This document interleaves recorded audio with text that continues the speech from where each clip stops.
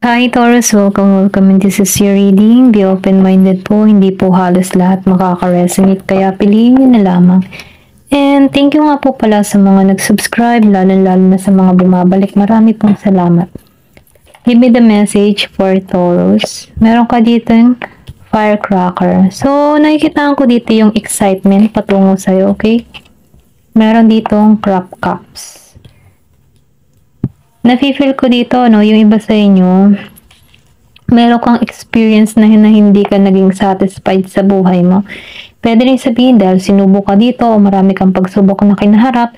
Pero ganun pa man, sinasabihan ka dito, maging kang positibo, no? Huwag kang mag-focus sa mga negatibo kasi meron ditong ladder na kung saan meron tagumpay na naghihintay sa'yo.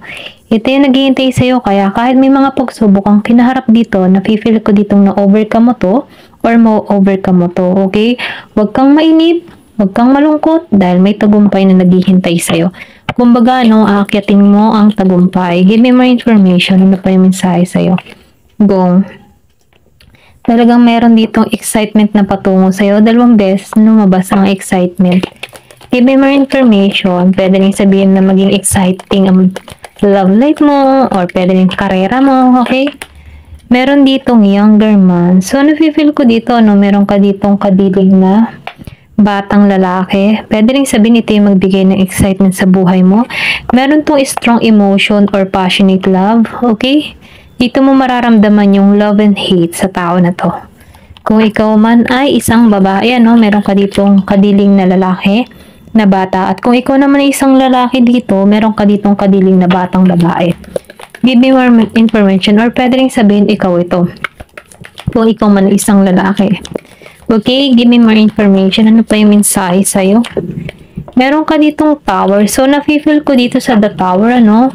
Meron dito solid foundation o meron ditong katatagan na kung saan magiging kang matagumpay dito. Kailangan lang dito ay effort para sa tao na to or pwede rin sabihin na meron ditong parating sa'yo na sorpresa na merong solid foundation na patungo sa tagumpay.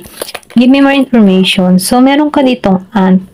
Nafe-feel ko dito yung kasipagan mo or kung ano man yung gusto mong marating sa buhay mo ay may hatid itong tagumpay. Ayan, ito yung ant kasi ang ant masipag yung mga yan eh. So, yung kasipagan mo dito ay may hatid yan tagumpay, okay? Give me more information. Ano pa yung mensahe sa'yo?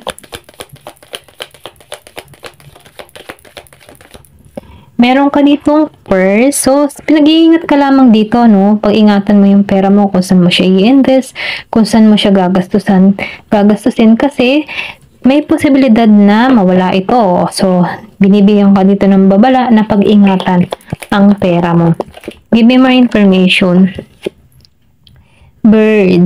So, nakikita ko dito, meron dito nag-iintay ng balita. Meron or pwede rin sabihin ano, meron ka ritong parating na balita, merong letter or sabihin natin na package patungo sa'yo. Meron kang regalong marireceive. Meron kang key. So, ang key, sumisimbolo na napagtagumpayan mo lahat ng problema or pagsubok na kinaharap mo dito. Ito yung key. Ikaw yung susi, okay? Or pwede rin sabihin na ito yung patungo sa iyo, tagumpay. Ma-overcome mo lahat ng problemang kinakaharap mo, mga pagsubok man yan, ano? Nafe-feel ko dito yung success sa bandang huli. Then, Caesar, ano? Nafe-feel ko dito yung iba sa inyo na disappoint, okay? Pwede rin sabihin na disappoint ka sa some area ng buhay mo or sa ibang tao or sa tao, okay? I mean, ano? Pwede sa katrabaho, sa pamilya, sa ka-work or sa ka-lover mo, no? Nafe-feel ko dito na na-disappoint ka, okay? Or meron ka dito pangyayari na na-disappoint ka dito, okay? Give me more information. Younger woman. So, kung meron ka mga kadiling na batang babae, na-disappoint ka dito, okay? Yung iba sa inyo, no? Na-disappoint ka sa tao na ito. Give me more information. Wishbone. Pero ganun pa man ano, kahit na-disappoint ka dito sa batang babae na to, nakikitaan ko dito na meron kang hiling na matutupad. Kaya huwag kang mag-alala. Broom. So, nakikitaan ko din dito yung bagong bahay patungo sa'yo. Ayan. Broken bridge. So, nakikitaan ko dito, meron ka man ditong hindi naging matagumpay before. Nakikitaan ko dito na ma-overcome mo to or meron ka ditong problemang kinakaharap sa panahon ngayon na hindi pa nagiging maayos, okay? Pero ganun pa man, ano, maniwala at magtiwala ka, manalangin ka, nabigyan ka ng idea para masolusyonan tong problemang kinakaharap mo. Give me more information. Then, meron ka dito the eagle. So, nakikita ko dito yung tagumpay. Kahit may mga chaos or may mga kaguluhan or may mga naninira sa'yo, so, nafe-feel ko dito na ma-overcome mo yung mga hadlang na yan. Okay? Kasi nakikita ko dito yung tagumpay patungo sa'yo. Okay? Tingnan pa natin dito kung ano pa yung mensahe sa'yo. Give me the message for Taurus. Ano pa yung mensahe? Karagdagang mensahe kay Taurus. Give me the message for kay Taurus. Para kay Taurus, ayan. Give me the message for Taurus. Meron ka ditong gentleman. So, nakikita ko dito, no? Meron ditong tao na patungo sa'yo. Isa siyang tipo ng tao na magalang. Gagalang ka ng tao na ito. Kumbaga, no? Kahit nasa hirap kang sitwasyon, talagang susuportahan ka ng tao na ito. Then, sinasabi din ng card nito na huwag ka mag-alala, no? Nafe-feel ko dito na itong tao na ito ay patungo sa'yo na merong tapat na hangarin. Give me more information. Ano pa yung mensahe?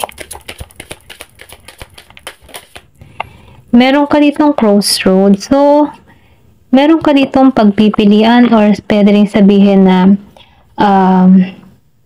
sinasabihan ka dito na mamili ka ng pag-isipan mong maigi kung alin landas yung pipiliin mo dito sa crossroad.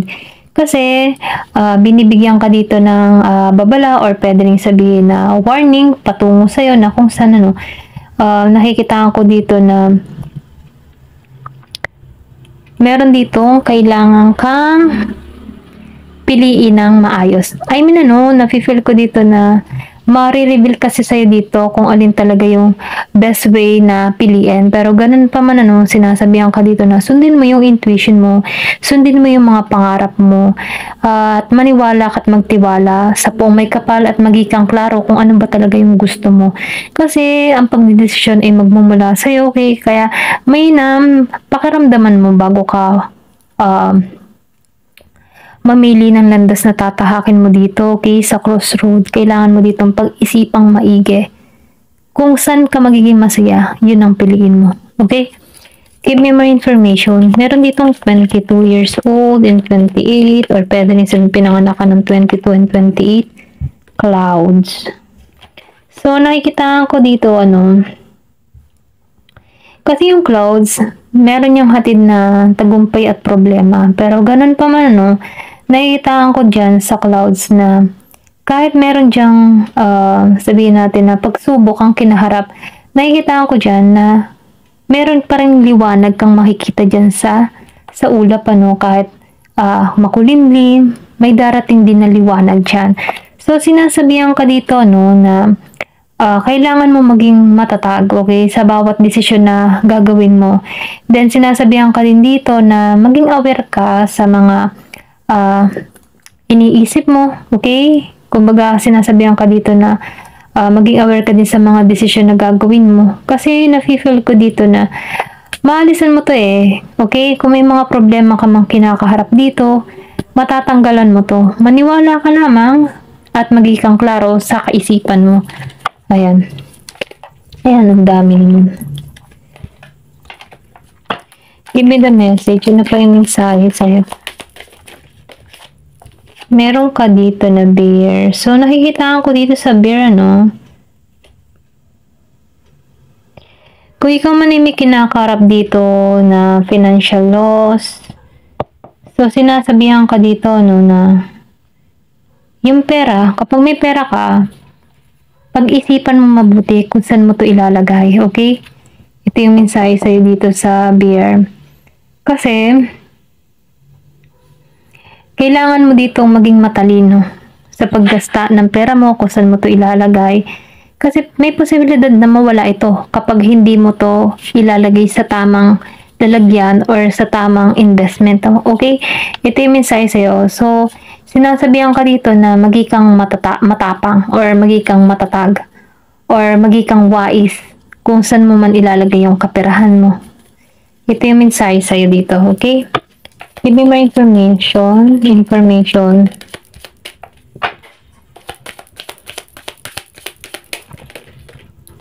So, meron ka ditong ring. Yung iba naman sa inyo, no, nakikita ko dito yung proposal. Meron ditong ikakasal. Meron ditong 15, 25, and 6. Oh, heart. Mahal ka ng tao na ito. Pwede rin sabihin na meron ka ditong proposal na gagawin. Ayan. Ito lang nakikita ko dito. Then, nakikita ko rito na mabubuhayin ka sa tao na to or mabubuhay yung iyong nararamdaman, ano? Kung meron kang napupusuan dito, nakikita ko dito na merong parating patungo sa'yo or sabihin natin yung romance patungo sa'yo ay mapufulfill.